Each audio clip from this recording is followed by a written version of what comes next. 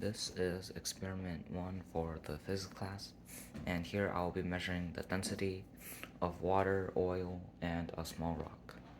Alright, so first I have water here, and this is exactly 10 milliliters, and so it has a volume of 10 grams per centimeter cubed. Now, the cup itself weighs 2.7 grams, so the mass of the water would be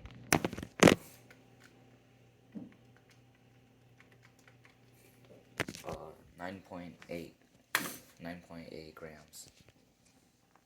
9.8 grams. So now to calculate the density, that is mass divided by volume, and 9.8 divided by 10. So the mass of the density of the water is 0.98 grams per centimeter cubed. Alright, so now I have done the same experiment but with oil instead of water, and we can see that it weighs 10.5 grams, and subtract the weight from the cup, and that is roughly 8.8 grams. 8.8 grams, and since it is 10 grams per cubic centimeters, the density of it is 0.88 grams per cubic centimeter. Alright, so this is part 3.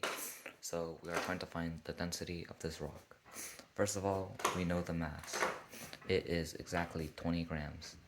Now to find the volume, this is a bit trickier because we can't exactly just measure it. However, we can find the displacement of the water, of the rock. So the displacement that the rock creates in the water will be equal to the volume of the rock. Here we have a container of 25 milliliters of water, and we put the rock in. Parts of the water will overflow. This displacement water is the volume of the rock. So